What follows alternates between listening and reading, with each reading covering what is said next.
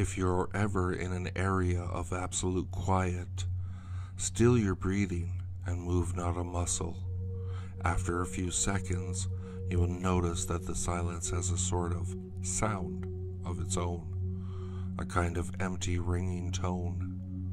There is nothing unique. Everyone will hear this, given the proper setting. An informed person will tell you that it's your brain trying to interpret the lack of stimuli to your hearing, and so it creates a bit of a filler sound. This ringing sound actually serves a more arcane purpose, covering up a noise we are not meant to hear. The noise is not impossible to hear, and if you are persistent, you can effectively break the cover-up sound. The next time you are silent and you hear the ringing, shout at the top of your lungs for about half a minute, then be abruptly silent.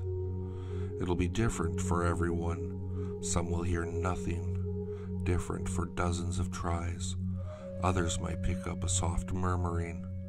A special few auditory heroes might clearly make it out on the first attempt. What you will hear is a voice that relays an account of events about to happen in the immediate future. It's like a sportscaster relaying the events occurring 10 seconds into the future.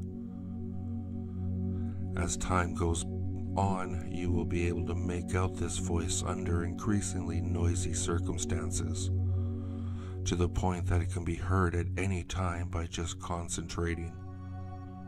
Such ability would doubtlessly be invaluable, no? You will be able to react in any immediate danger, relate to people around you with greater ease. No one would ever surprise you. Now, of course, you're wondering what sort of horrible catch this ability entails. Perhaps the tone of the voice is so horrible that it'll drive you mad. Or maybe the voice will only predict your death over and over again. Of course, this isn't the case. It's a normal voice. Your ears receive it no matter what, and it's simply a matter of noticing. But there is a danger, for you see, where there is a voice, there is a body, and just like you will notice new sounds, so shall you notice new sights. More importantly, you will be noticed.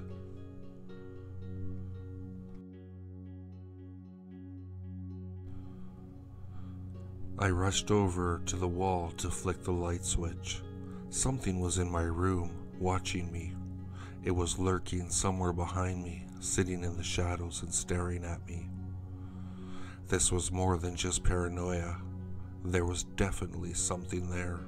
I could almost envision it wrapping its arms around me and dragging me into some terrifying abyss. I sat in my chair and stared at my shadow on the ground in front of me. I watched as another shadow slowly grew over my shoulder, never taking on any definite shape. I looked back up and stared at my computer screen. I thought maybe that if I didn't believe it wasn't there, it would just go away. I held my breath and tried to engross myself in reading the article on the website in front of me. I couldn't help but notice how my computer screen showed a reflection of what was in front of it. I couldn't help but notice the worried look on my face. I couldn't help but notice the thing hovering behind me, staring at the back of my head. I could tell it knew. I knew it was there. I screamed and threw myself against the wall and slid to the bottom. I was crying now. Scanning the room, I searched for the thing that was behind me, but I found nothing. My room was empty except for a mirror. My eyes lingered over the mirror on the wall across from me. I watched my black fan twirl around and around through the mirror. I watched how the shadow of the fan moved all around the room. I watched how the mirror slowly began to tilt till I could see myself in it. I watched as a dark, scaly hand grasped my shoulder. I was entranced by my own reflection. All I could do was sit there as I watched the black abomination cut my face. I scream at my reflection to move as I watched a face make from the darkness itself whisper into my reflection's ear. I gazed in horror as my reflection stood up and walked to the window. I gasped in pain when he smashed the glass with his fist. I tried to hide my eyes when I saw him pick up a broken piece of glass. I tried to look away when he forced me to stare into his eyes. I sensed his thoughts in my head. They said to me that if I was afraid to look, that I don't need to look. Everything became tinted red when my reflection brought the jagged object across his eyelids. Yet, there was no blood. Not for him. He just smiled. He walked back over to the black abomination. It again drew him near and whispered into his ear. I could see it chuckle. I cried in despair when I saw a tear roll down my reflection's face. I cried in pain when he jabbed the glass into his throat. I awoke in a cold sweat and rushed to flick the light switch.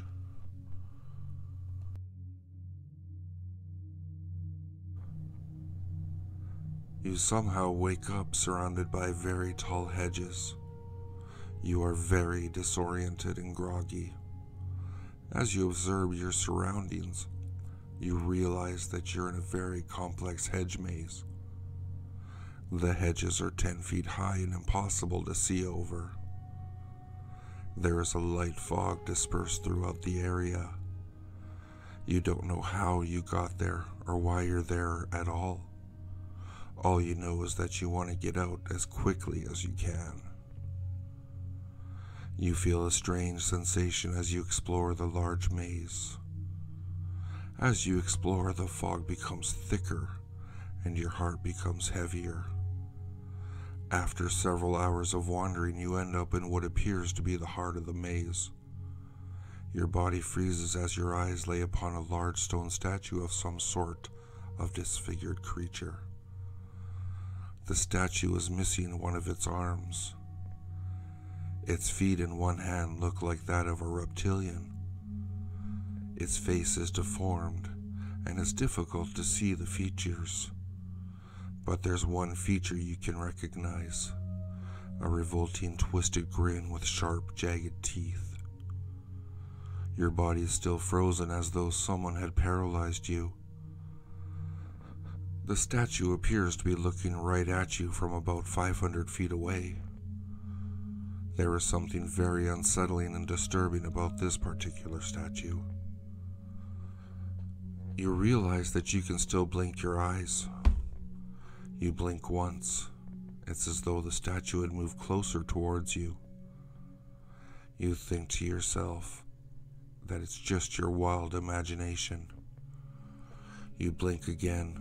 The statue still appears to be moving closer. You try not to blink anymore, but your watery eyes get the best of you. As you blink several times, the statue creeps closer and closer. It eventually reaches the point when the statue is only 5 feet away from where you're standing. The grin on the statue appears to be larger and more disturbing than ever. It's as though you can feel it breathing right upon your face. You are struggling to keep your eyes open.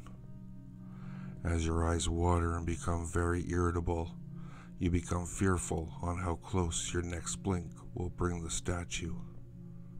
You close your eyes.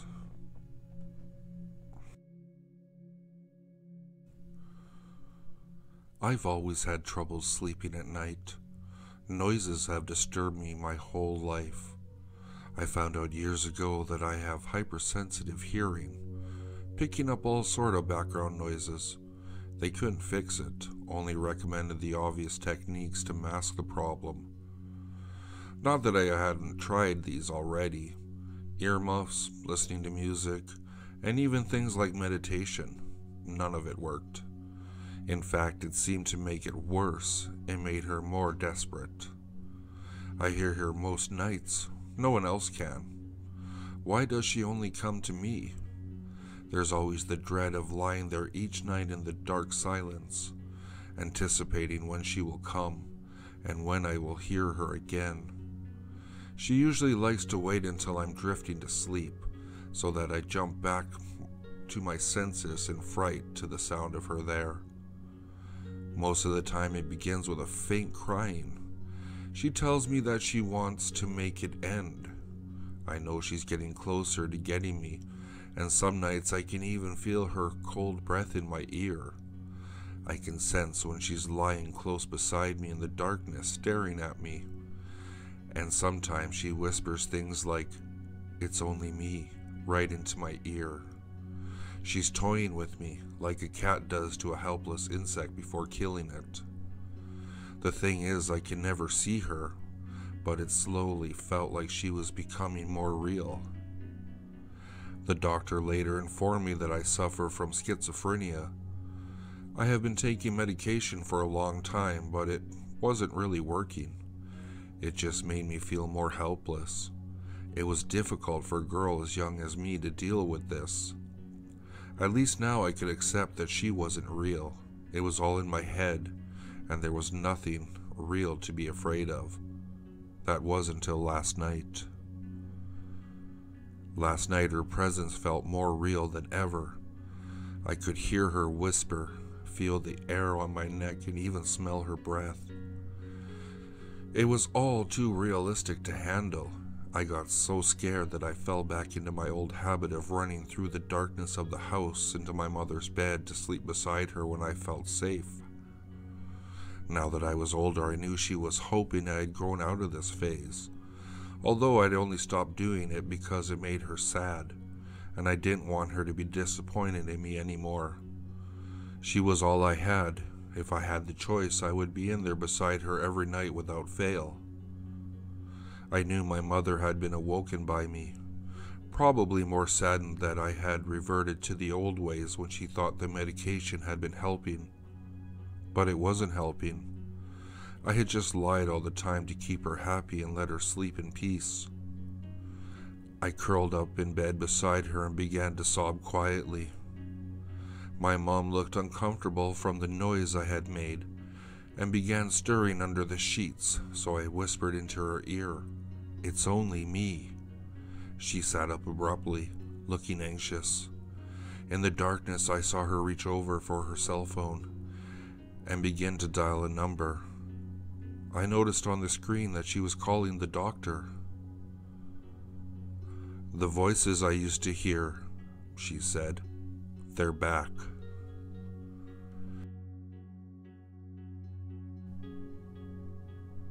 Do you hear it? That near silent thump, thump, thump that can be heard when all else is quiet? No?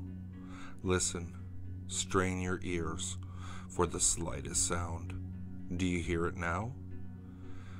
That is the heart beating in the chest of the warden. He watches, always he watches, looking for that one moment of weakness, waiting to strike. Do you hear it yet? Don't turn around.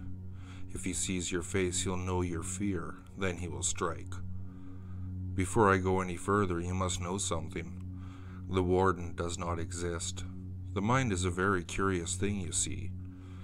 Two fears grew in your mind just now, the fear of hearing the thumping, and the fear of not hearing it, even though it is there. So in order to protect yourself, you heard something that was not there. What power the mind possesses, that it can create sounds, but it is more than that. There is a darkness in the mind of every human being. It lies trapped in the darkest depths of our souls. For the most part, the darkness sits, reaching out into your mind, spreading its influence. You've probably heard it, edging you on, telling you to steal, to hurt, to kill. But more than anything else, this darkness, this evil, seeks a shape. And while your brain, fearing the existence of monsters and demons you read about, begins to create them, from that creation the darkness takes its form. Listen, Do you hear that? The thumping is back. The darkness has found its shape. Maybe you will be lucky. Maybe all you hear is sound. But if the darkness has escaped, then you will be dead before you even reach your light switch. If you like what you heard, please like, subscribe, and share with your friends. If you'd like to, you can follow me at Twitter. The handle is @FuzzyPantaloons, and I'll see you all next time.